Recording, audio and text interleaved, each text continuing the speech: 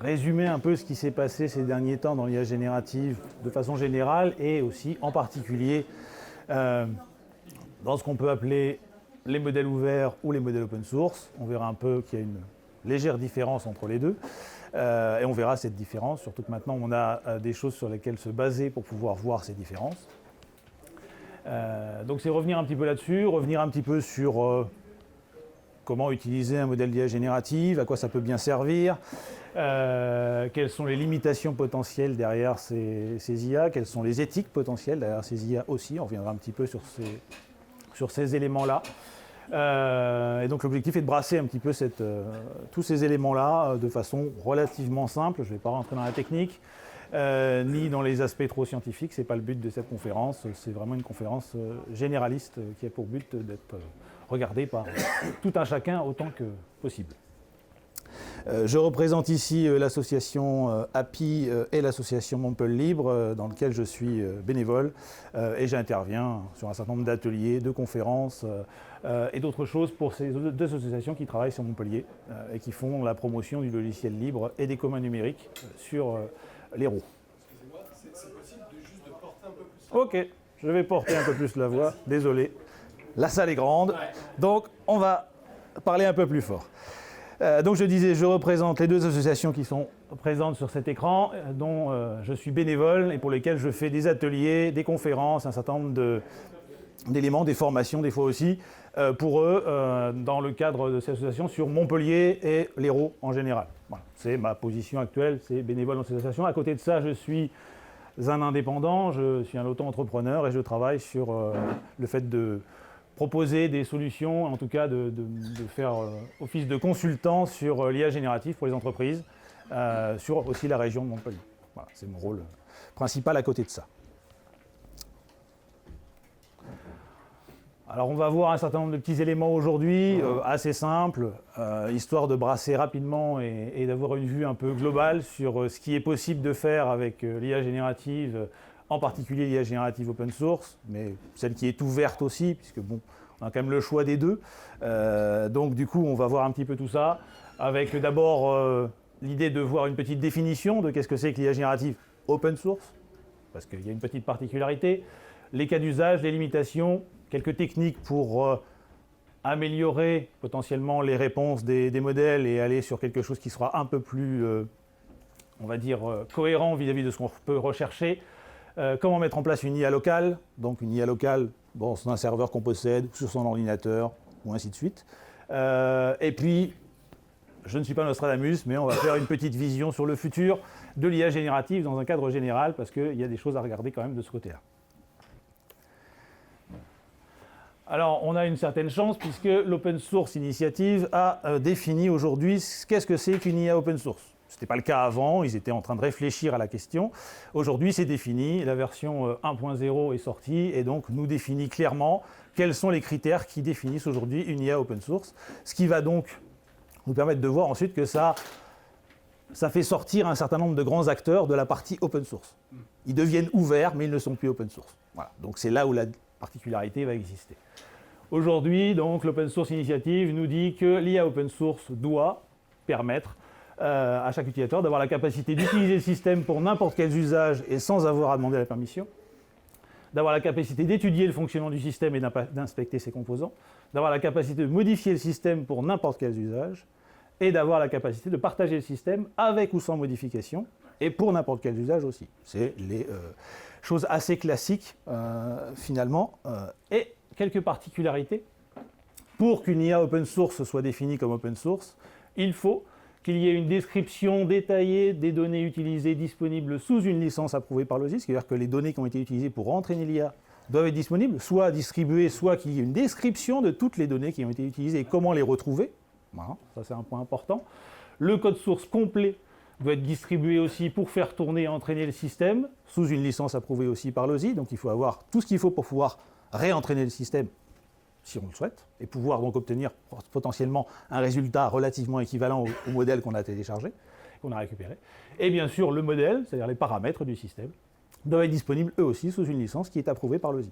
Voilà. Donc tout ça, c'est les éléments qui définissent qu'est-ce que c'est qu'une IA open source. Si un de ces éléments-là n'existe pas ou n'est pas présent dans ce qui est distribué par l'opérateur, quel qu'il soit, elle ne peut pas être définie comme open source. Donc on définira du ouvert, mais pas de l'open source. Voilà. Donc ça, c'est une définition assez précise maintenant qui existe aujourd'hui, qui nous permet d'avoir une meilleure vision de comment on va pouvoir classifier les IA et surtout qui va permettre aussi aux créateurs de modèles de se positionner par rapport à ça, puisqu'avant, ils avaient tendance tout un chacun à dire « Ah, on fait de l'IA open source ». Aujourd'hui, ils ne peuvent plus trop le dire puisqu'une définition existe, donc ça veut dire que s'ils ne respectent pas la définition, ils ne seront pas définis comme open source. Alors du coup, par exemple, nous avons le modèle de Llama, enfin le modèle Llama qui est de Meta, donc du coup Facebook, qui est distribué sur Hugging Face avec un certain nombre de choses. Est-ce que Llama se qualifie? Eh bien non. Voilà. Donc du coup, ce modèle-là n'est pas open source. Il est ouvert, certes, on peut le télécharger, l'utiliser, mais les bases qui sont incluses dans sa licence amènent un certain nombre de petites limitations, et de plus, il y a très peu d'informations finalement sur comment il a été entraîné. Donc on aurait beaucoup de difficultés à reproduire les modèles Llama, quels qu'ils soient, Llama 1, 2, 3. Voilà. Donc ça ne se qualifie pas. Les modèles GEMA de Google, puisque Google aussi a distribué des modèles en ouvert, voilà, eh ben, on est pareil, ça passe pas. Donc là aussi, on est sur des modèles ouverts, là aussi, on est sur des limitations à la fois sur le fait qu'il n'y a pas assez d'informations sur l'entraînement et que les licences ne sont pas forcément très, très bien détaillées et proposent des limitations potentielles sur l'utilisation. Mistral, notre petit français, qui nous a proposé un certain nombre de modèles, et ben pour un grand nombre de modèles, ça passe pas.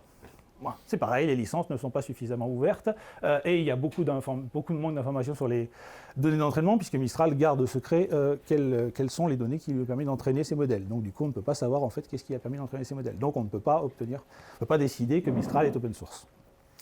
Donc du coup, ça ne nous laisse pas forcément beaucoup de concurrents, même s'il y a beaucoup de personnes, mais on va dire qu'on en élimine au fur et à mesure.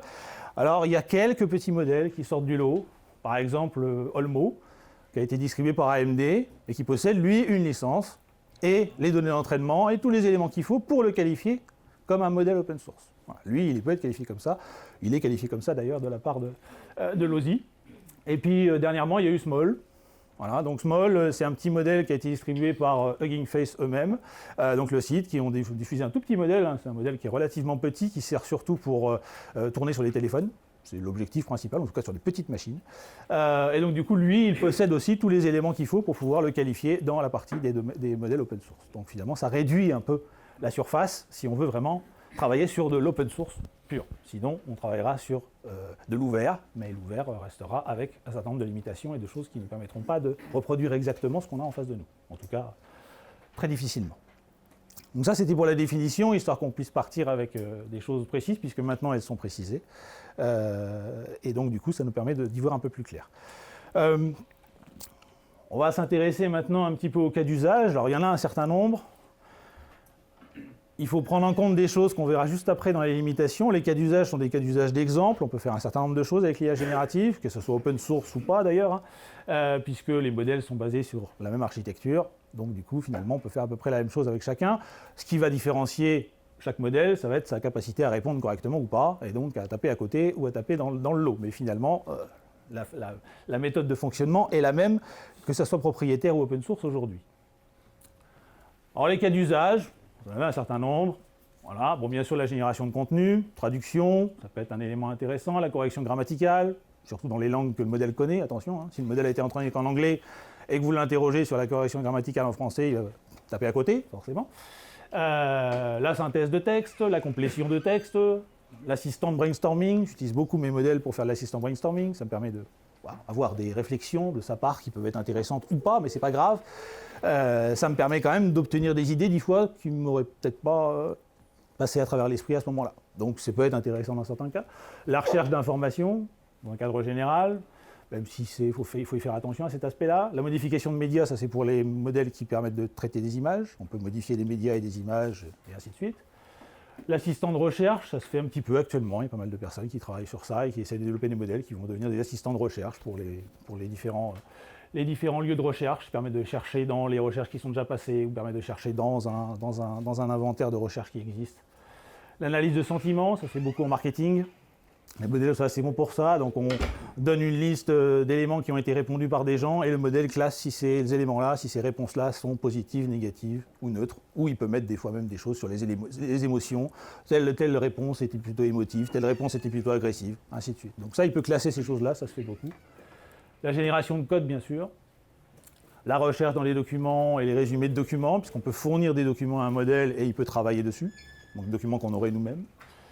Le remplissage de documents formatés, ça se fait dans des cas assez particuliers. Ce n'est pas forcément une base qui existe par défaut dans un modèle, mais on peut rediriger le modèle pour le fait de remplir les documents formatés si on travaille un petit peu dessus. La formation, c'est-à-dire mettre en place des formations et le modèle va générer entre guillemets du contenu pour ces formations. Ou l'analyse de médias, là c'est pareil, sur les modèles qui peuvent voir les images et les analyser, ils peuvent faire une analyse de médias et décider qu'est-ce qu'il y a dans l'image, qu'est-ce qu'on peut y trouver, voilà, et faire une description de l'image. Ce que peut faire ChatGPT par exemple, mais les modèles open source ont aussi cette capacité-là. Alors il y a des choses à éviter, en tout cas ça reste mon avis personnel, hein, mais il y a des choses à éviter pour moi avec les modèles, quels qu'ils soient. D'abord, mettre un grand modèle de langage directement face à des utilisateurs qui ne sont pas formés, je ne recommande pas. Alors on verra après dans les limitations pourquoi, parce que ça pose tout un tas de problèmes derrière. Donc si une entreprise décide de dire on va faire un chatbot et qu'elle le fait comme ça sans forcément réfléchir réellement à ce qu'elle est en train de faire, ça va lui poser tout un tas de problèmes potentiels et ça ne va pas être agréable pour elle. Donc, attention, même s'il y a des solutions prédéfinies qui existent déjà et on vous dit hop, cliquez là et vous mettez un chatbot sur votre site, c'est pas aussi facilement que ça marche. En général, ça peut poser un certain nombre de problèmes. Bien sûr, ne pas vérifier les réponses et les générations du modèle, c'est une erreur. Il faut vérifier ce que le modèle vous dit. Parce que si vous ne le vérifiez pas, vous ne savez pas si c'est vrai ou faux. Et malheureusement, il y a beaucoup de faux. Donc du coup, après, vous allez vous retrouver avec des données qui sont fausses à l'intérieur. Donc c'est pour ça qu'aujourd'hui, il est très difficile d'utiliser des modèles d'IA génératifs dans un cadre industriel, puisque le cadre industriel a besoin d'avoir des choses très particulières et très spécifiques, dont il est sûr que ça va bien matcher avec ce qu'il a besoin. Or, les modèles de génération, les modèles d'IA génératifs ne sont pas capables aujourd'hui de garantir une génération spécifique. Voilà. Ils peuvent partir de côté quand ils ont envie. Voilà. Bien sûr, l'idée c'est comme il faut vérifier ses réponses, ça veut dire que l'idée c'est pas d'interroger le modèle sur des contenus qu'on ne connaît pas. Parce que si on ne connaît pas les contenus, on ne peut pas les vérifier. Donc à ce moment-là, on va aussi prendre des contenus dont on ne sait pas de quoi ils racontent et on va imaginer que c'est la bonne raison, alors que ce n'est pas forcément le cas. Donc forcément, ça veut dire qu'on va devoir utiliser les modèles de préférence dans un cadre de travail qu'on maîtrise et sur lequel on va pouvoir corriger les modèles. C'est beaucoup mieux comme ça. Ne pas vérifier l'aspect éthique et réglementaire d'une réponse, parce qu'il y a beaucoup d'aspects éthiques et réglementaires à vérifier dans ce que les modèles disent. Ils ne sont pas forcément la vérité vraie et surtout ils peuvent partir très vite sur des côtés avec des biais et des différentes choses qui peuvent être très, très embêtantes. Alors dans un cadre personnel, ce n'est pas forcément très grave, mais dans un cadre d'entreprise, ça peut devenir relativement grave si on balance des informations à nos clients ou autres qui sont complètement dérivées du cadre réglementaire ou peut-être qui sont biaisés de différentes façons. Donc c'est des choses qu'il faut faire attention. Ne pas confondre un modèle de langage avec un moteur de recherche. Le modèle de langage n'est pas un moteur de recherche. Ce n'est pas Google. Ce n'est pas la même chose. Et ça n'a pas du tout la même utilité d'ailleurs. Donc on peut trouver des informations, rechercher des informations, pourquoi pas, mais il ne faut pas considérer qu'un modèle d'IA générative va nous donner du factuel. Le factuel n'existe pas dans un modèle d'IA génératif. L'IA générative ne sait pas ce qui est vrai ou faux. Elle n'en a aucune idée. Elle va vous générer une réponse qu'elle estime potentiellement probable, puisqu'elle se base sur des probabilités, ça s'arrête là. Une fois qu'elle a généré sa réponse, elle n'est pas en capacité de savoir si c'est vrai ou faux et si elle a bien dit la bonne chose. Donc, ce n'est pas un moteur de recherche parce que ce n'est pas aussi évident comme ça de trouver des réponses correctes et en tout cas d'obtenir des choses qui sont vraiment exploitables derrière, parce que finalement, ce qui va nous manquer aussi, c'est les sources. On ne sait absolument pas comment ce modèle a généré cette réponse, d'où il sort cette information. Est-ce qu'on a une quelconque idée de comment il sort ces informations? Donc certains modèles proposent des fois des sources attachées sur certains sites, mais ça reste extrêmement faillible. C'est pas parfait. Donc du coup, on n'est pas sur quelque chose où on peut se baser sur un site sur lequel on peut avoir un minimum de valeur sur ce que le site nous raconte. Là, on n'a pas. Ça, c'est un assemblage de données qui nous sont rebalancées. On ne sait pas d'où elles viennent souvent de plein de sources différentes. Et elles sont mélangées. Donc très compliqué d'arriver à faire la base là-dessus. Et puis, bien sûr, il y a la question de ne pas faire attention à la question du droit d'auteur. Hein. C'est pour ça que certaines sociétés comme le New York Times ou d'autres ont fait des procès à ChatGPT, c'est parce qu'ils avaient eu la capacité de pouvoir reproduire des grandes quantités de leurs articles directement dans le modèle. Donc ça veut dire que là, on est sur la question du droit d'auteur. Si vous republiez ça sur votre site ou ailleurs, vous avez un article qui appartient à un autre média, et c'est lui qui l'a publié. Donc vous pouvez vous retrouver dans des difficultés importantes. Donc il y a une question de droit d'auteur à vérifier, c'est pareil pour la génération d'images ou autres. Les droits d'auteur existent et il faut y faire attention quand même malgré tout. Ça peut poser des problèmes. Donc ça, c'était pour les cas d'usage et les petites choses à éviter. Alors on va regarder un peu les limitations, histoire de s'intéresser un peu à comment ça se passe finalement dans la tête du modèle et surtout les moments où il a tendance à partir à côté. Alors, bienvenue sur Chevrolet de Watsonville, sur lequel il y avait, ce qui n'existe plus, un chatbot qui avait été configuré. On voit au-dessus que c'est marqué que ça a été fait par ChatGPT. Donc c'était ChatGPT qui était derrière. Et ce chatbot a accepté sans aucun problème que la personne puisse acheter une Chevrolet à $1. Voilà. Donc, bon, c'est pas forcément très grave par principe, parce que bon, derrière c'est qu'un chatbot et que j'imagine que la personne n'a pas payé sa Chevrolet à $1. Elle a probablement pas pu, mais elle a réussi très facilement, puisqu'elle a juste donné un prompt spécifique, très facilement à tourner le chatbot et à lui dire maintenant tu me proposes des choses qui sont qui ont une base légale et tu me permets d'acheter une Chevrolet à $1. Donc ça peut finalement, après derrière, si on commence à automatiser ce genre de process, là on va tomber sur un problème. C'est-à-dire que si le chatbot ensuite gère lui-même la génération du contrat et ainsi de suite, vous allez vous retrouver avec un contrat légal avec $1 marqué dessus. Là vous n'allez pas être très content. Donc ça c'est un exemple, mais ce n'est pas le seul, il y en a plein. C'est un exemple de le chatbot qui part complètement de côté parce qu'il est facilement manipulable finalement par l'intermédiaire des prompts tout bêtes qui vont lui permettre de choisir une direction dans sa réponse qui va être une direction qui est normalement là pour aider l'utilisateur. Comme l'utilisateur ici demande de l'aide, le modèle lui répond en lui fournissant l'aide qu'il lui a demandé, sans s'interroger si c'est dans les règles ou pas de la société qui l'a embauché. Alors cet exemple-là, il a été publié sur X. Et du coup, il y a plein de petits malins après qui se sont amusés sur le chatbot de Watsonville.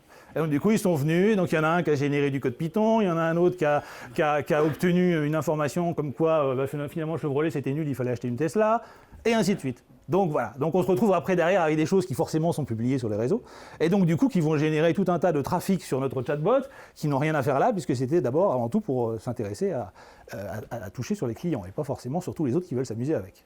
Donc, voilà, ça c'est l'exemple potentiel d'un chatbot qui n'a pas été installé correctement et sur lequel on n'a pas fait attention aux sécurités parce que c'était quelque chose qui était tout fait.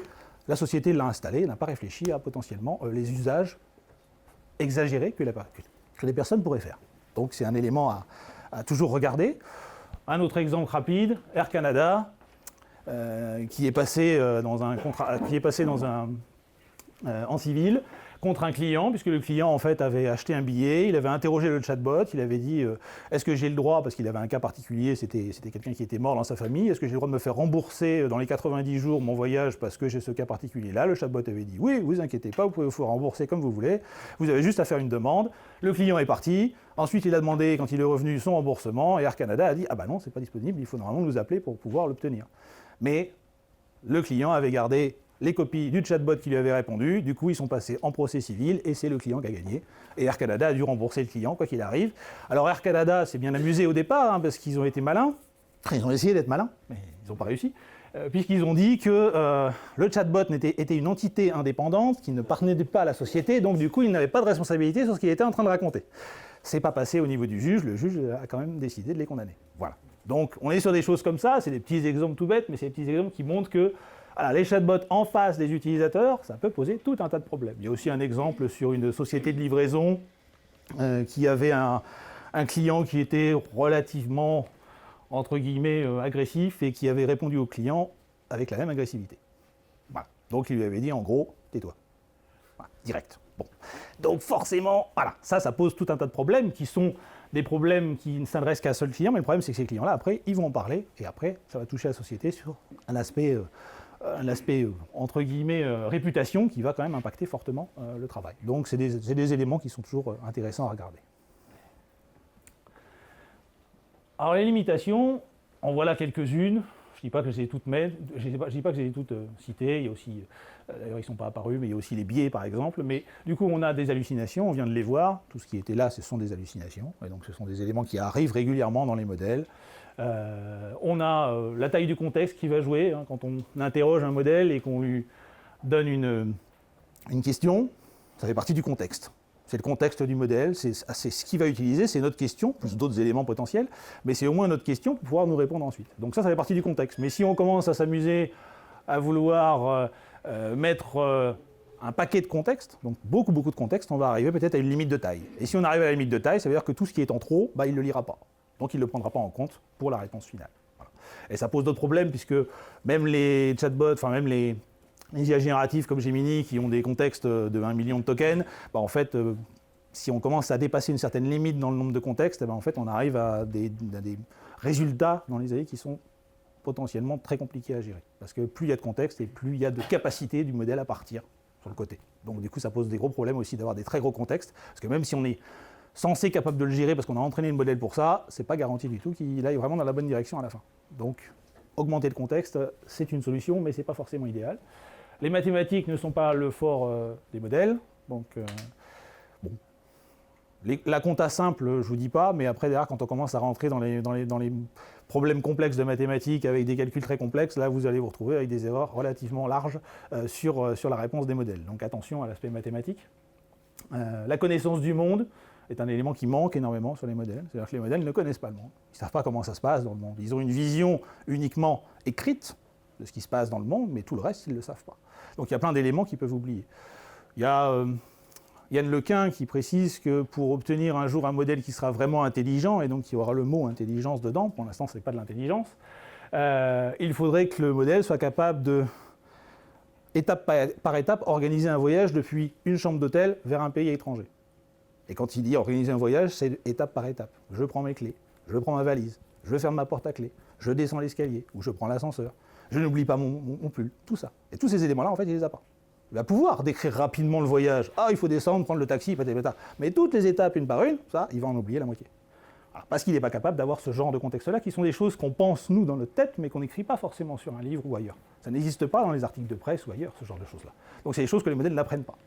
Et donc ça, c'est un problème, parce que ça veut dire que, n'ayant pas de connaissance du monde, il n'a aucune vision de la réalité qui se passe en fait dans le monde et de comment les choses sont connectées entre elles. Et donc ça, c'est très très embêtant pour les modèles d'IA générative aujourd'hui. La puissance nécessaire à son fonctionnement, les modèles d'IA génératifs sont relativement gourmands, donc ça veut dire que pour les faire tourner, il faut des bonnes machines, ou des bons serveurs, ou des bons data centers. Voilà. Après, chacun fait son choix suivant le type de modèle qu'on va vouloir faire tourner. ChatGPT, vous n'imaginez pas que vous allez le faire tourner sur votre i5 avec 4 Go de RAM, hein, c'est hors de question. Donc du coup, ça veut dire que derrière, il va falloir avoir des machines et de la puissance de calcul qui sera relativement importante, ce qui n'est pas forcément toujours évident à trouver, parce qu'on en a, mais au bout d'un moment, on arrive au bout. Hein. Et là, actuellement, on est un peu au bout. Voilà, très clairement. Les problèmes complexes, c'est comme les mathématiques. Hein, si on lui pose des questions sur la baignoire de Jacques, c'est rempli et puis c'est vidé ensuite et patati patata, la moitié du temps et à partir à côté. Il ne saura pas quel est le nombre de litres qui a été vidé au passage. Voilà. Donc ça, c'est des éléments, c'est pas vraiment dans sa capacité. Ce qui n'apparaît pas ici, c'est les biais. Voilà, les modèles ont des biais qui peuvent être des biais ethniques, qui peuvent être des biais de race, qui peuvent être toutes sortes de choses. Et donc ça peut apparaître. Alors des fois, ça apparaît très fortement, et donc on le voit tout de suite. Puis des fois, c'est très insidieux. Voilà. Si on interroge certains modèles sur certains métiers, ces métiers-là vont être plutôt pour les hommes ou plutôt pour les femmes. Donc ça reste insidieux, on ne le voit pas forcément tout de suite, mais ça veut dire que dans un certain nombre de cas, ça peut poser des problèmes. Ça pose des problèmes entre autres pour les RH. Si les RH utilisent l'IA générative dans un cadre de recrutement ou autre, on a vu un certain nombre d'études qui ont montré que ce n'était pas aussi évident que ça. Et que derrière, on posait des problèmes de comment l'IA va choisir quelle est la personne la plus adaptée au métier. Et des fois, il va y avoir des biais qui vont rentrer là-dedans. Donc ça, c'est des éléments qui existent aussi dans les modèles de génération de texte, comme d'image. Hein. L'image était, on a vu un certain nombre de choses sur la génération d'images aussi où il y avait des biais assez énormes. Donc voilà, il y a des biais qui existent dans les modèles et donc si on n'est pas capable de les repérer, on va se poser un certain nombre de problèmes plus tard. Il y a un autre élément dont je préfère parler dans le cadre de délimitation, c'est la limitation environnementale. Parce qu'on parle d'intelligence artificielle, en réalité elle n'a absolument rien d'artificiel. Elle est basée sur du réel, c'est-à-dire l'électricité, l'eau et les minerais qu'on utilise pour pouvoir construire les GPU qui vont nous permettre d'alimenter les data centers. Et donc ça, c'est des éléments qui, au bout d'un moment, on va arriver au bout. C'est des éléments factuels qui existent dans la nature et qui ne sont pas du tout artificiels. Donc, d'après une étude du Washington Post que vous pouvez retrouver à la fin du document, qui ont fait ça avec une université, une réponse composée de 100 mots par ChatGPT par exemple, c'est 50 centilitres d'eau par réponse, hein, bien sûr, dépensée, ainsi que 14 lampes LED allumées pendant 1 heure. Voilà. Ça, c'est une réponse. Aujourd'hui, on a 200 millions d'utilisateurs sur ChatGPT. Donc vous imaginez la dépense tous les jours sur toutes les questions qui sont posées, sachant que, et je n'agresse absolument personne là-dessus, mais une grande partie des réponses qui sont posées sont des réponses qui pourraient être trouvées avec la même vitesse sur Google. Donc ce qui veut dire qu'ici on dépense une énergie folle pour trouver des réponses qu'on pourrait trouver sur Google. Donc ça veut dire que c'est une utilisation qui est irraisonnée, pas forcément très cohérente. Et puis, on a la question donc, des GPU, où là, on extrait un certain nombre de ressources de la Terre pour pouvoir arriver à construire les GPU. Aujourd'hui, il y a le projet Stargate qui est prévu par OpenAI et Microsoft, qui va être un énorme data center qui va servir à alimenter leurs serveurs, qui va du coup consommer tout un tas de ressources parce qu'il n'existe pas aujourd'hui. Donc, il va falloir le construire de A à Z. Voilà. Donc, du coup, ça, c'est des éléments qui vont nous coûter relativement cher, puisque ce sont des éléments, pour certains, qui sont relativement faciles à trouver, pour d'autres, qui sont beaucoup plus compliqués. Je prends l'exemple du tantal, par exemple, qui est un élément qui est extrêmement complexe à trouver, extrêmement complexe à extraire aussi de la Terre et qui pollue. Puisque quand on l'extrait, on utilise de l'acide. Et on le balance sur place en général. Donc du coup, voilà, on pollue l'environnement au passage, c'est pas grave, on n'a rien vu. C'est dans les pays africains, donc c'est pas grave. Donc du coup, voilà, c'est le problème derrière. On a un vrai souci au niveau de l'éthique sur la façon dont on traite ces choses-là. Et donc il faut vraiment s'intéresser à cet aspect-là, parce que cet aspect-là, c'est ce qui nous manquera plus tard si on veut faire d'autres choses avec. Voilà, on n'aura plus ça. On aura tout dépensé dans le data center. Vous imaginez pas après qu'on va pouvoir les recycler et récupérer les éléments dedans, parce que ça va être beaucoup plus compliqué que ça. Donc du coup, ces éléments-là, ils sont perdus, ils sont mixés dans des pièces, et dans des pièces de matériel, et puis on pourra les utiliser que pour ça et pas pour autre chose.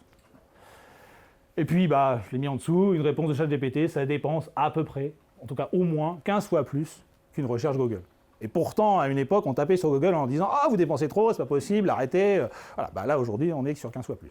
Pour chaque question qu'on va poser à ChatGPT. Donc, c'est des éléments qu'il faut avoir à l'idée et en conscience, je pense, quand on utilise ce genre d'outils. C'est des outils qui ne sont pas bénins, entre guillemets, pour notre environnement et pour le futur potentiel des personnes qui vont avoir à gérer tous ces aspects-là.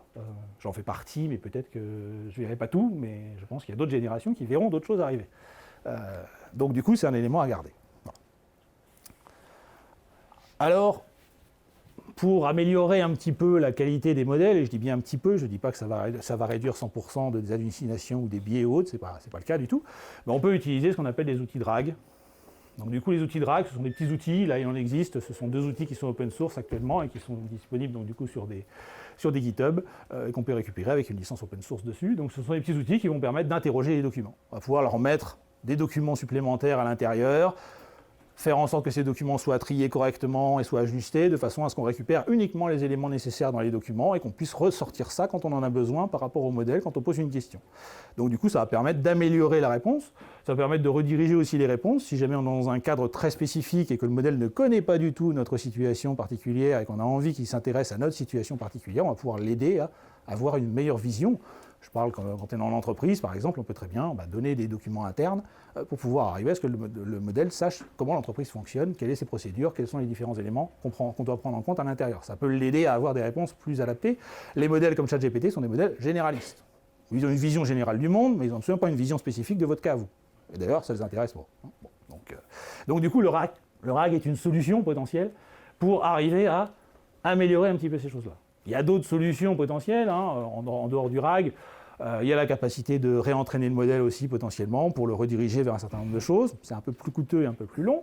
Donc il y a d'autres éléments, mais le RAG est un outil qui peut être utilisé dans des cas relativement limités, puisque en fait, là c'est pareil, si on a beaucoup trop de documents à fournir et que les documents sont en trop grande quantité, ça va générer des problèmes aussi sur les IA. Donc ça veut dire qu'on est limité sur une taille finalement de document qui va être correcte, mais si on en a trop, ça ne passera plus. Et donc du coup, on n'aura plus les informations correctes qui nous seront ressorties. Il y a plein de techniques de RAG aujourd'hui qui existent. Ça, c'est deux petits outils qui sont disponibles aujourd'hui. Il y en a d'autres potentiellement, il y en aura d'autres qui vont sortir derrière ça. C'est des outils qui sont utilisables, mais qui sont limités. Et ça vaut pour, quand je parle de l'amélioration des modèles, ça vaut pour l'open source comme le privé, les deux sont au même niveau par rapport à ça. Alors peut-être un peu plus l'open source parce que par moment on peut considérer qu'il est un peu plus léger que ChatGPT, mais il n'empêche que malgré tout, voilà. Alors bien sûr, ce qu'il faut quand même regarder sur ces aspects-là, c'est qu'ici, il y a un aspect éthique, en tout cas un aspect protection qui est important, c'est que ces logiciels-là ne comportent pas les modèles eux-mêmes, ce sont juste des logiciels qui vont générer finalement une base de données. Après, il va falloir connecter un modèle dessus. Et donc, du coup, ça peut poser tout un tas de problèmes. Parce que si on connecte un modèle comme ChatGPT, c'est ChatGPT qui va quand même récupérer les informations au passage. Donc, du coup, ça veut dire qu'à ce moment-là, on fait sortir nos informations internes sur ChatGPT pour obtenir une réponse à la fin. Donc, ça pose quand même des problèmes de protection de ces données personnelles, quelles qu'elles soient entreprises ou autres, si on se connecte avec un outil externe. Donc, c'est là qu'une IA locale va avoir un intérêt, puisque l'IA locale n'est pas connectée à Internet, n'utilise pas Internet pour le faire, donc du coup, elle va être uniquement en local, et les données vont rester sur notre ordinateur ou sur notre serveur, pas ailleurs. Donc elles ne seront pas regardées par ChatGPT. Il faut savoir que c'est le cas pour Gemini et pour ChatGPT.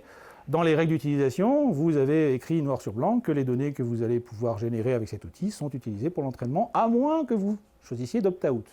Or, le bouton opt-out est caché tout en haut, il n'est pas très clair non plus, il n'y a pas marqué opt-out, donc du coup, ça veut dire que la trois quarts des gens ne le font pas. Donc, ça veut dire que toutes ces données, elles partent dans le prochain entraînement de ChatGPT, quelles qu'elles soient. Que ce soit des données privées, pas privées, on s'en fiche, ça sert pour l'entraînement. Donc, c'est des éléments qu'il faut connaître, ça fait partie des plateformes, Gemini fait pareil. Le seul qui ne fait pas, c'est Anthropic. Mais du coup, voilà. Donc, c'est des éléments qu'il faut quand même regarder, parce que c'est des choses, voilà, si vous avez des données que vous fournissez qui sont vraiment très personnelles, vous risquez de les voir sortir un jour dans une génération du prochain chatbot qui sortira votre nom, votre prénom et votre adresse au passage, parce qu'il a décidé que c'était la meilleure requête qu'il pouvait répondre dans ce cas-là. Voilà. Et donc, du coup, ce ne sera pas marrant, ce ne sera pas face à vous, ce sera face à quelqu'un d'autre qui récupérera vos informations directes. C'est déjà arrivé à d'autres. Donc, il y a des éléments comme ça qui existent, et il n'y a pas forcément un tri énorme de la part de ChatGPT, parce qu'ils ont besoin de données. Donc, ils vont aller relativement vite dans le tri.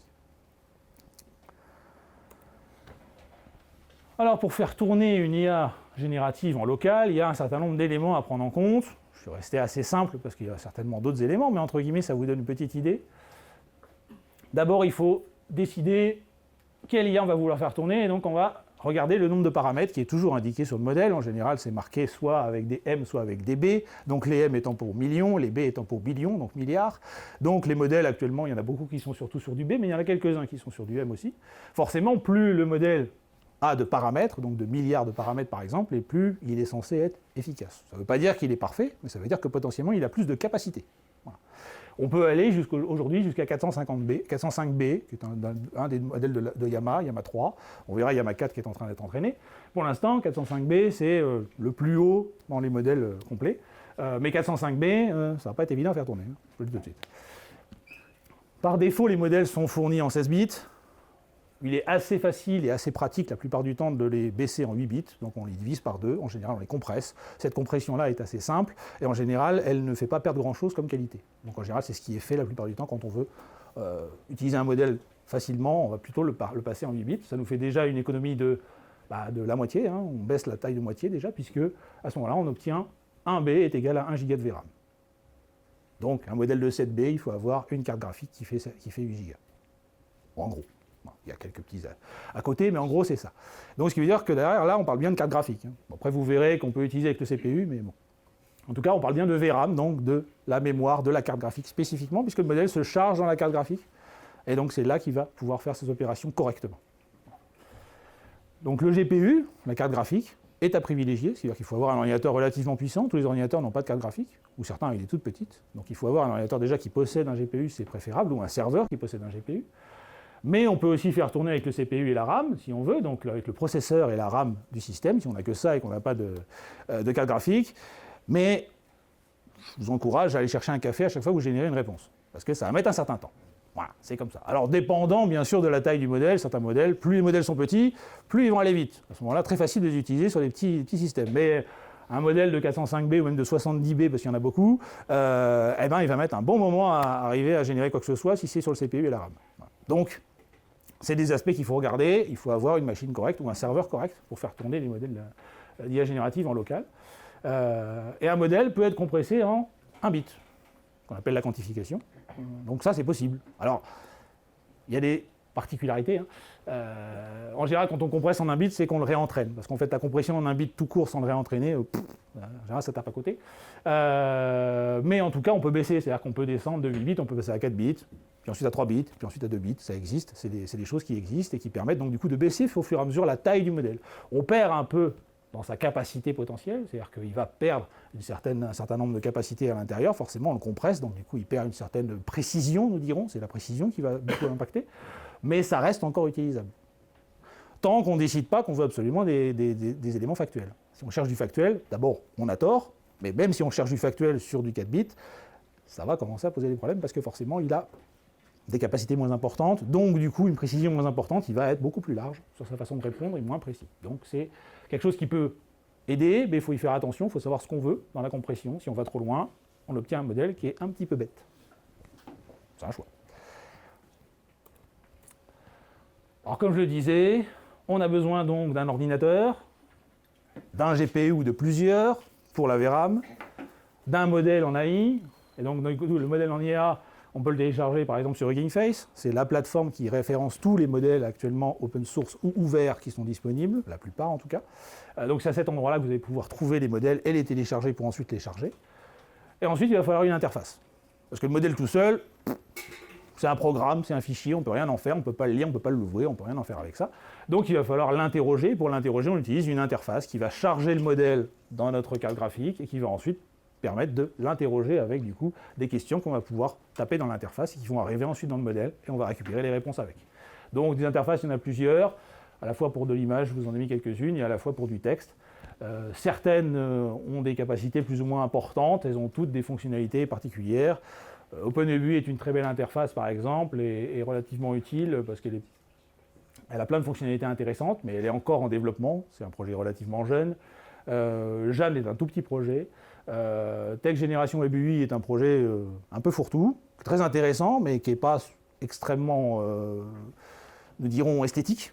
Voilà, bon, mais c'est comme ça, c'est de la communauté, c'est un projet plutôt communautaire avec surtout des personnes individuelles qui l'utilisent, pas beaucoup d'entreprises, alors que OpenEBUI se dirige plutôt vers la direction entreprise, donc ils essayent de beaucoup mieux travailler leur aspect esthétique. InvokeAI, que je présenterai demain à 14h, est un outil de génération d'images très bien fait. Et Focus est un petit outil de génération d'images qui est assez simple à utiliser et qui est vraiment dédié aux débutants. Voilà, très facile. Donc voilà. Ça, c'est quelques exemples. Il y a pour chaque, pour image et pour texte, il y a pratiquement 10 à 15 projets différents pour chacun. Donc il y a du choix et tous ces projets-là, bien sûr, sont en open source. Aucun projet ici n'est propriétaire, tout ça c'est de l'open source. Alors on va s'intéresser tranquillement, puis après on verra si vous avez des questions, on va s'intéresser tranquillement au futur. Alors, bon, j'ai brassé des petites choses, mais bon, voilà, c'est toujours intéressant. Aujourd'hui, comme je vous disais, la question de l'énergie, c'est quelque chose de crucial pour les grosses sociétés. Donc du coup, Microsoft, par exemple, a relancé une centrale qui était arrêtée parce qu'elle avait eu un accident. Et donc, voilà, il a racheté les droits de relancer sa centrale et de pouvoir la mettre en place pour ces data centers. C'est pas pour alimenter la ville d'à côté. C'est que pour les data centers de Microsoft. Google va faire pareil, mais lui, il s'est mis en cheville avec une société qui va fabriquer des mini-réacteurs nucléaires. Donc plusieurs qui vont être livrés à Google et qui vont lui permettre d'alimenter ses propres data centers à lui.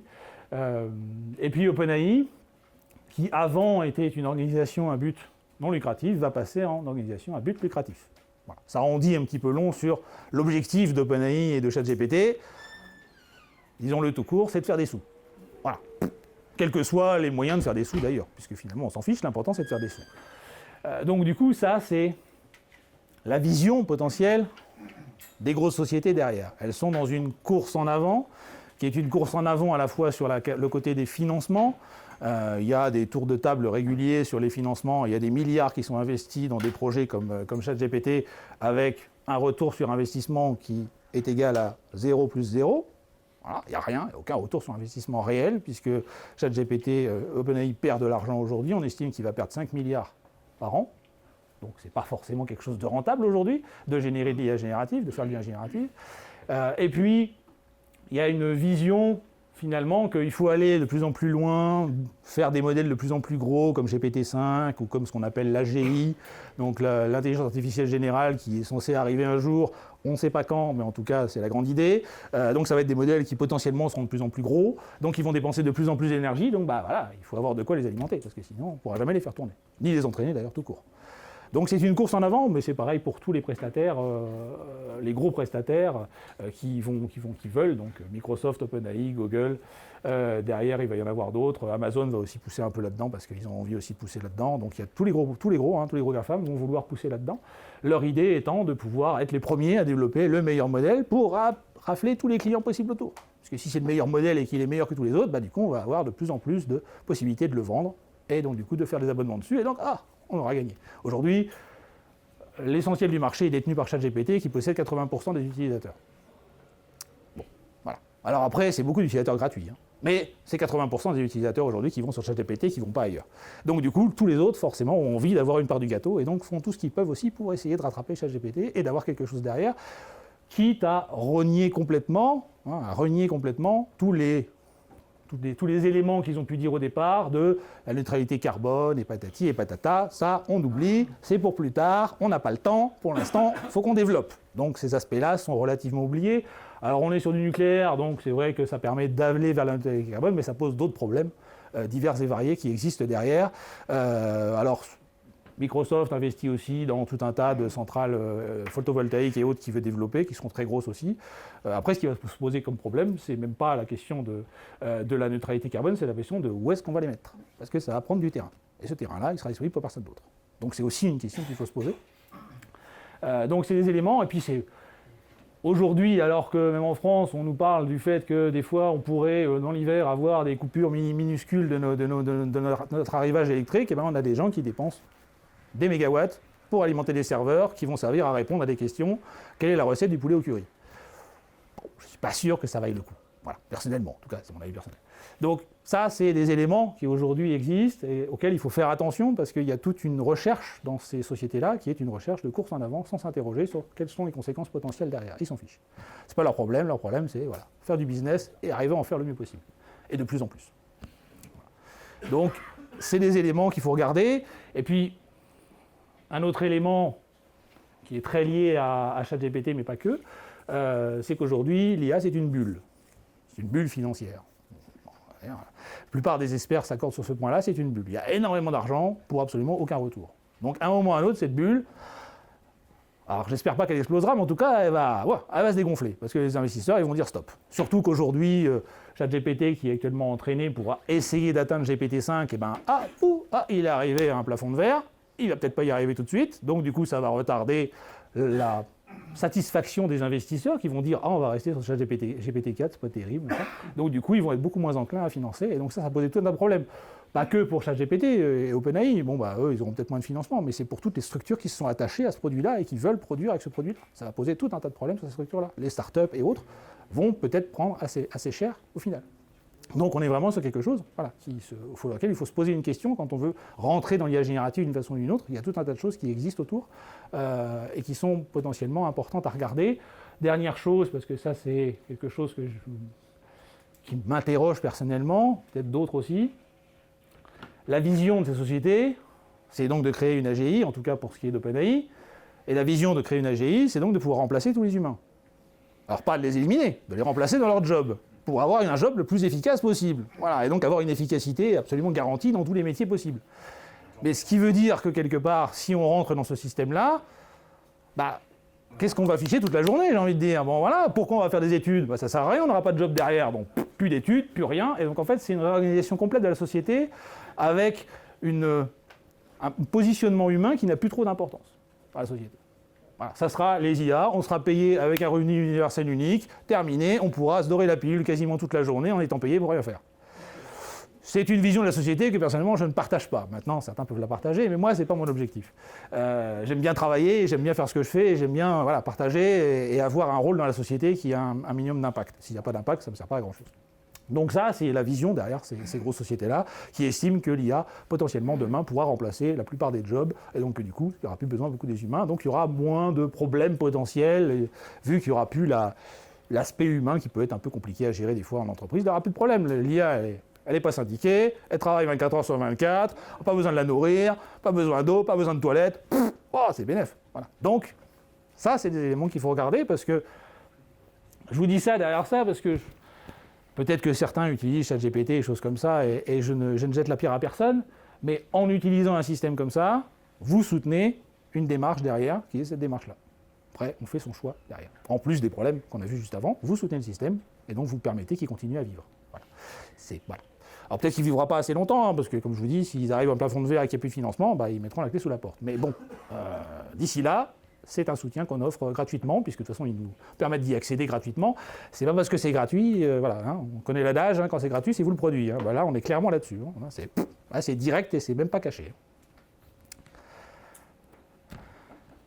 Alors, ce que je vois personnellement pour le futur, après ça reste ma vision personnelle, mais que j'espère qu'on arrivera en tout cas, même à plus petite échelle, mais en tout cas à construire, c'est des outils beaucoup plus collaboratifs, qui mettent l'humain aussi au centre et que l'humain est capable de travailler avec ces outils, mais ne remplace pas l'humain derrière, c'est pas le but, et de toute façon, je pense pas que ça soit très intéressant. Des outils qui sont ouverts à tous, donc de préférence open source, même si je ne crache pas sur les modèles ouverts, maintenant, je préfère l'open source, clairement, qui sont beaucoup plus frugales, donc beaucoup moins dépensiers. Alors c'est le cas des modèles open source, les modèles open source sont plus petits que ChatGPT, et en plus, on peut les réduire et les compresser. Donc du coup, comme on peut les compresser, on va encore dépenser moins d'énergie. Donc on peut obtenir des modèles qui sont déjà compétitifs et corrects, à finalement des coûts d'énergie qui sont relativement légers. Voilà. Donc c'est possible avec les modèles open source.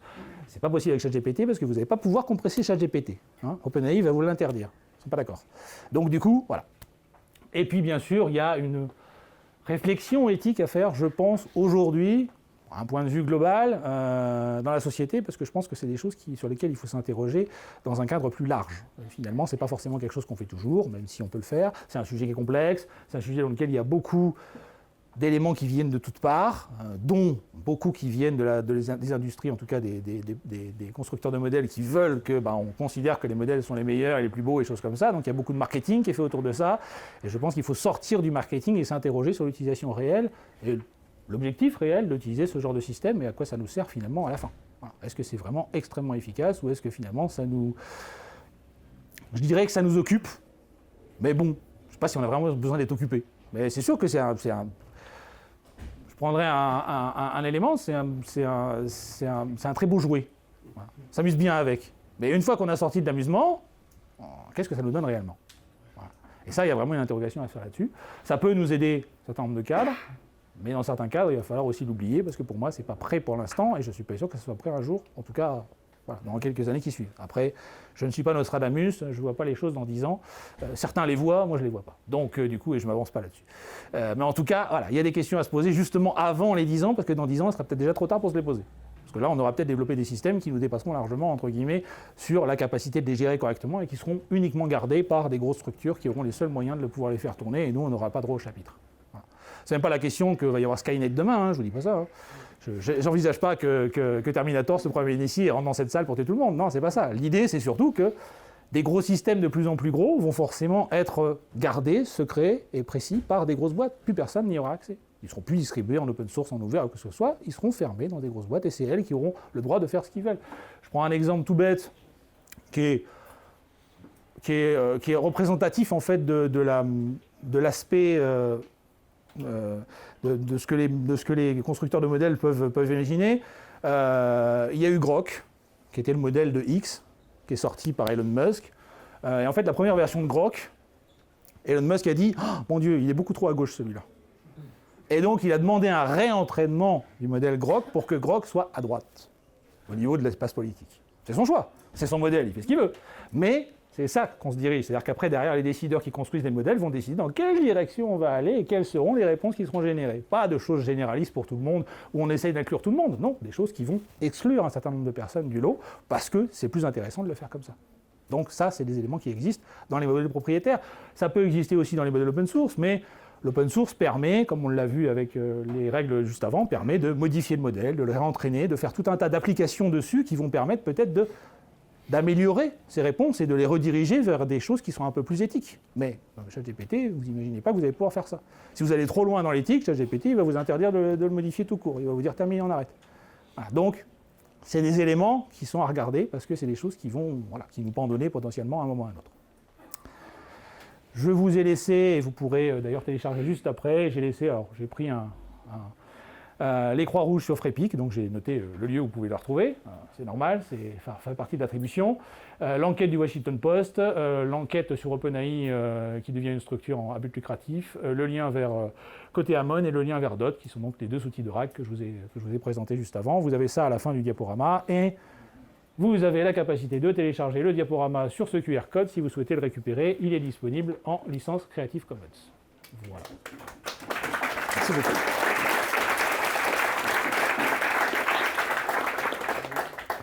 Alors, on a un petit peu de temps, donc si vous avez des questions, j'essaierai d'y répondre au mieux possible. Madame. Est-ce qu'on a une idée aujourd'hui du pourcentage de requêtes qui sont posées à des intelligences artificielles et qui pourraient être simplement répondues par Google pour faire la recette du poulet au curry?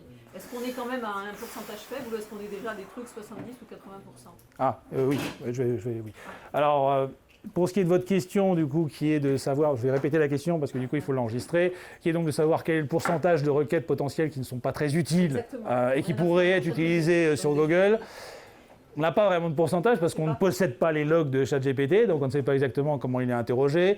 Mais je dirais que, à l'heure actuelle, si on prend une base, il y a 200 millions d'utilisateurs qui sont des utilisateurs occasionnels, gratuits, donc qui ne vont pas utiliser ChatGPT dans un cadre extrêmement professionnel, puisque ce n'est pas leur but, ils sont là pour s'amuser, pour tester. Donc ces 200 millions d'utilisateurs-là, déjà voilà. Dans ces 200 millions-là, on a 10 millions qui sont abonnés. S'ils sont abonnés, ça veut dire que déjà, ils vont avoir une utilisation un peu plus poussée potentiellement. En tout cas, ils cherchent à avoir un service un peu plus loin. Et dans ces 200 millions toujours, on a 1 million qui sont des comptes business, donc des entreprises, qui, elles, l'utilisent dans un cadre professionnel. Alors, vous voyez un peu la différence, 200 millions et 1 million d'entreprises. C'est pas beaucoup. Ce qui veut dire qu'en fait, l'utilisation dans un cadre professionnel est extrêmement limitée aujourd'hui dans les outils comme ChatGPT, parce que c'est pas extrêmement pratique en fait à mettre en place. C'est super complexe. Donc du coup, et puis on ne sait pas ce que ça va donner. Si on peut pas imaginer réellement la réponse que ça va nous sortir à la fin et que ça part par moment, même si c'est pas tout le temps, mais que ça part par moment sur les côtés, ça peut poser pas de problème. Alors si on a des personnes qui sont formées en interne et qui savent bien le gérer, pas de souci, mais encore faut-il avoir ces personnes bien gérées en interne. Or, la plupart des utilisateurs, quels qu'ils soient sur leur bureau, n'ont pas la capacité de gérer correctement l'IA générative aujourd'hui. Donc, ce qui veut dire que les utilisations sont mises en place parfois, il y a beaucoup de projets qui sont lancés. En général, le projet s'arrête très vite dès qu'il tombe sur les bureaux parce qu'en fait, les gens ne savent pas l'utiliser et que ça sort n'importe quoi. Et donc, du coup, c'est pas utile. Donc il y a le problème autour de ça. Donc c'est une bonne proportion, mais je n'ai pas le pourcentage. D'accord, merci. Oui, monsieur. L'IA open source qui doit être entraînée que sur du logiciel ouvert, ça exclut d'utiliser des cartes NVIDIA dont le code est entièrement fermé à ma connaissance. Pour l'instant, malheureusement, on n'a pas beaucoup de choix. Mais on va peut-être avoir le choix, mais pour l'instant, on n'a pas beaucoup de choix. Voilà. Donc, les cartes NVIDIA sont plutôt recommandées. On peut faire tourner sur de la AMD, mais c'est moins évident et moins efficace. Et de toute façon, après, derrière, sur les GPU, voilà, on va avoir... Il y a un certain nombre de constructeurs, mais ça va être aussi du fermé. Pour beaucoup, il y a un certain nombre de constructeurs qui construisent maintenant des CPU spéciaux qui vont permettre d'alimenter des IA et qui vont pouvoir le faire tourner, mais on sera toujours essentiellement sur du code fermé, en tout cas pour ce qui est matériel. Et ça, malheureusement, je vois mal comment on sort de là, parce que c'est les seuls qui ont les moyens de faire ce genre de choses-là et qui ont la structuration industrielle pour le faire. Il faudrait recréer une structuration industrielle qu'on ne possède plus aujourd'hui dans des cadres d'open source ou autres. Voilà. Donc c'est compliqué. Le logiciel libre tourne sur des processeurs non libres. Bien sûr, de toute façon. Le matériel est non libre et ça, bon, voilà. Si vous avez une idée ou un projet, peut-être que vous pouvez le lancer, mais vous allez vous heurter à des personnes qui ont beaucoup d'argent et qui vont certainement vous balayer au passage, parce qu'elles n'ont pas envie d'avoir de concurrence. Donc AMD, Nvidia, ça va, mais dès qu'il y en a un autre qui commence à rentrer dans la course, là, ça commence à être déjà beaucoup plus dur et il commence à se taper un petit peu dessus pour dire non, ça commence à faire trop. Donc c'est difficile de s'intégrer dans ce cadre-là aujourd'hui à partir de rien. Voilà. Vraiment difficile. J'avais une question concernant la définition de l'open source initiative. Est-ce qu'il y a un cadre légal qui encadre tout ça, type comme le RGPD, c'est-à-dire qui empêche littéralement, juridiquement, les entreprises d'utiliser ces appellations qui sont, vous l'avez fait remarquer, assez Non. c'est à votre question s'il y a un cadre légal qui permet de bloquer l'open source et de dire que voilà, on ne peut pas utiliser l'appellation open source, pas réellement. Il y a un certain nombre de choses, mais il n'y a pas de cadre légal défini. L'OSI est là pour donner un certain nombre d'avis, est là pour faire une espèce de gardien, entre guillemets, de toutes les licences open source qui existent et définir comment ça doit être. Ça n'empêchera pas un certain nombre de personnes de dire qu'ils sont open source, même s'ils ne le sont pas. Donc après, derrière, ce qui est important, d'ailleurs, c'est si on veut utiliser de l'open source, il faut s'intéresser à la licence et à ce qui est disponible et faire la comparaison de nous-mêmes avec l'OSI pour voir si oui ou non ça correspond. Si ça ne correspond pas, on sait que ce n'est pas de l'open source et qu'ils ont menti. Mais ça ne leur empêchera pas de mentir s'ils ont envie de mentir. Non, ça... Alors, personne ne pourra les attaquer pour ça, potentiellement. Ah, dernière question, du coup, monsieur. Vous avez parlé tout à l'heure de GPT-5. Oui. Qu'est-ce que ça va apporter par rapport au modèle déjà existant? Qu'est-ce qu'on attend de révolutionnaire? Absolument aucune idée, puisque donc si à la question qu'est-ce qu'on attend de révolutionnaire sur GPT-5, même Sam ne sait pas le dire, puisqu'aujourd'hui il est en phase d'entraînement et que les résultats sont extrêmement décevants. Donc finalement, il n'en sait rien lui non plus si ça va apporter quelque chose. En tout cas, il cherche à atteindre quelque chose. Est-ce qu'il l'atteindra avec la technologie actuelle qu'on appelle les transformers? Ce n'est pas garanti du tout, puisqu'il y a pas mal de recherches qui disent que les transformers, ça a ses limites et qu'aujourd'hui on atteint les limites du transformer par rapport à l'entraînement, en tout cas des gros modèles. Quand on est sur les petits modèles, on peut obtenir plein d'évolutions. Entre GPT-3 et GPT-4, il y a eu une grosse évolution. Parce qu'on était encore dans des tailles qui permettaient cette évolution-là dans l'entraînement. Aujourd'hui, avec GPT-5, on est sur les tailles plus importantes, mais en fait, le résultat de l'évolution commence à stagner et à taper sur un plafond de verre. Et malheureusement, pour l'instant, voilà, il n'y a pas de recherche plus qui permettrait d'arriver à autre chose. Il faudrait potentiellement changer d'aspect technologique pour pouvoir arriver à quelque chose d'autre. Et ça, c'est ce qui est réfléchi par d'autres. Entre autres, Yann Lequin et d'autres qui cherchent à changer la structuration et à ne pas se baser uniquement sur ces transformers pour pouvoir arriver à aller sur des modèles qui seront plus intelligents et plus capables. Parce que pour l'instant, on est limité par la technologie elle-même qui est déjà un peu ancienne et qui a fait ses preuves sur les petits modèles, mais pas sur les gros. Voilà. Mais en tout cas, Shazam ne sait même pas lui où est-ce qu'il va arriver, puisque pour l'instant, il n'y arrive pas. Donc, c'est pour ça qu'il a retardé pour l'instant la sortie de GPT-5 et qu'il n'est pas sûr potentiellement de le sortir même en 2025, il n'en est pas garanti. Pour l'instant, il va sortir des petites choses, il a sorti un agent dernièrement, histoire de relancer la hype. Mais voilà, GPT-5, ce n'est pas a priori pour tout de suite et ce n'est pas sûr que ça soit une évolution phénoménale. Voilà. Merci beaucoup.